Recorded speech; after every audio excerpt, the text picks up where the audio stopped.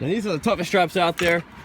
These are a tank strap brand. You can actually buy these. If you click on the description link below, you can actually buy these off of Amazon or our website.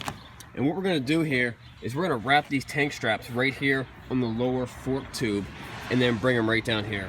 Let me, I'll do it real quick and I'll show you. Now I'm going to do it on the kickstand side first. I'm going to leave a little bit of slack on this side so then I can straighten it out and pull it to the other side. Let me show you. You see, now I always do on the kickstand side first, and you see I left a little bit of slack, but I've got enough webbing inside here so it's not going to slip. And then I'm going to lean that over, strap it down to the other side, make it real tight. The good thing about this strapping system is I'm not compressing the suspension, and I'll actually transport this very large bike with just 2 straps. Let me show you the other side.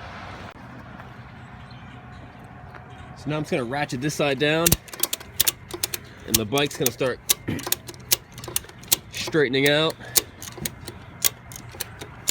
But I know I'm good. I got good tension on the other side. And this is starting to tighten up on this side. Now I leave the kickstand down, but I don't leave any pressure on it. The only real pressure you need to have on the kickstand ever is the amount of pressure that you actually have on of the bike weight. And that's all that's really recommended to be on that kickstand. All right, now this thing's tight. This bike is ready. I'm gonna wrap up the excess strap. If you watch this bike, I'm shaking this bike. The whole truck is moving. That thing's not gonna go anywhere. These are the toughest straps out there, and we use the same method for every type of bike. Harleys, BMWs, all the big cruisers, even the sport bikes. No paint is getting touched. The suspension's not getting crushed. You're not gonna come back and have a blown fork or anything like that. All right, so there's a couple different things you can do with the excess strap. I like to just tie 2 little loose knots in here. It's not going anywhere. It's not gonna dangle off. My concern is that it falls in between a crack and just drags and I ruin the strap. Or if it starts flapping around, that'll be fine. Here's another option. This is what Ben likes to do. He wraps it up like this and then sticks it down here. This is also a really clean way to do it.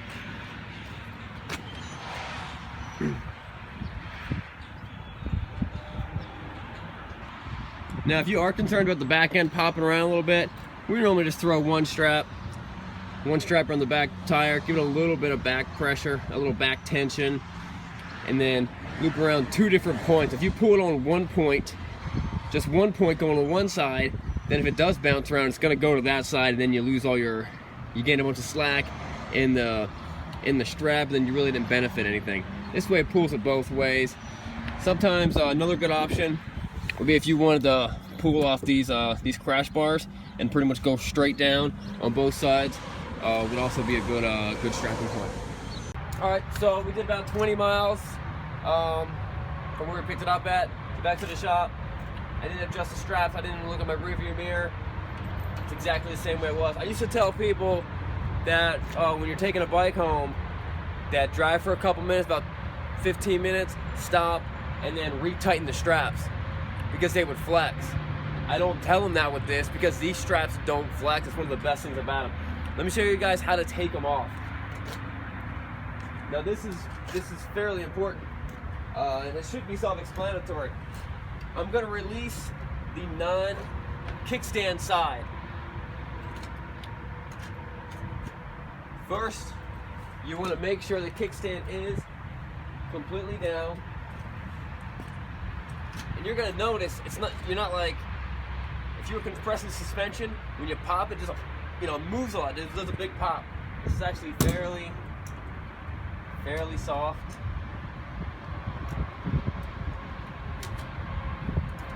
Just like that. Then I take it off.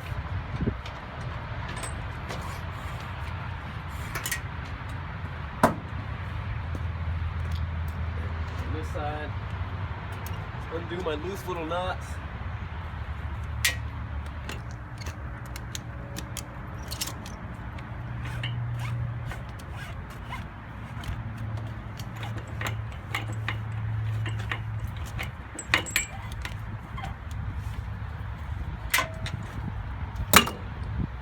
Now if you're like me, you're only gonna make this mistake once. Make sure you secure your strap to, or your ramp to the trailer. I just use one of my other straps, because the problem is what could happen is you're pulling off, you give a little bit of back brake, you give a little front brake, this strap pulls off, your back tire comes off, you either drop the bike or you're left there dangling with no one to help you out.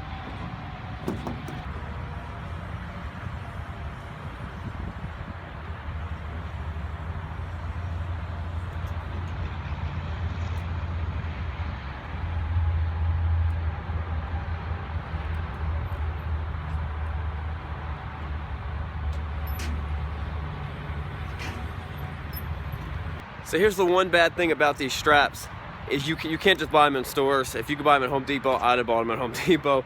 The ones you buy at Home Depot are really light gauge and they're junk. We're actually going to compare these two sometime in the near future. The best place to buy these straps, look on the link below. We have them for sale on Amazon and our website. They're 30 bucks for a set, and we've been using these same straps for about 2 years. Have not replaced them and have no intentions of replacing them. We just end up buying more because we have more bikes to transport.